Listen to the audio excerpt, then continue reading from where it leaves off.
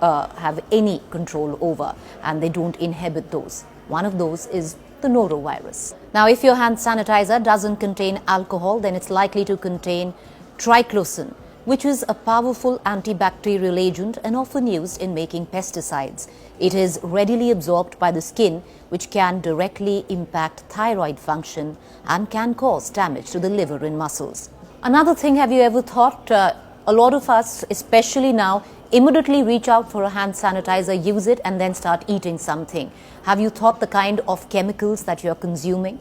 Well, there are a lot of chemicals in hand sanitizers, and frequently consuming hand sanitizers because you don't wash your hands, you use a hand sanitizer instead, and then you use your hands to eat food.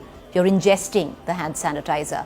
Well, it can be very harmful for your immunity, counterproductive, especially for very young children.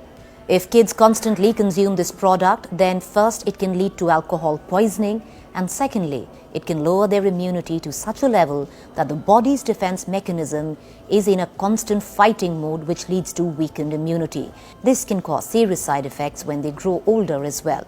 These adults have a weak immune system and will be more vulnerable to diseases. Moreover, if your hand sanitizer is scented, that means it's loaded with toxins and chemicals.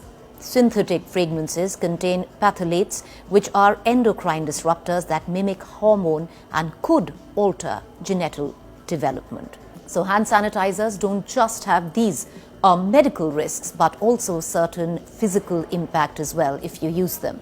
As we told you, that sanitizers contain alcohol, which make it highly flammable. So if putting alcohol on your hands, you go near any fire, it can cause some serious burns. One such incident had happened in Rewari, where a person had suffered 35% burns because he was in close proximity to a kitchen stove while using hand sanitizer on his clothes. There is a video that is circulating that seems to suggest a car in Delhi caught fire because a hand sanitizer kept in the car actually burst, leading to the car catching fire.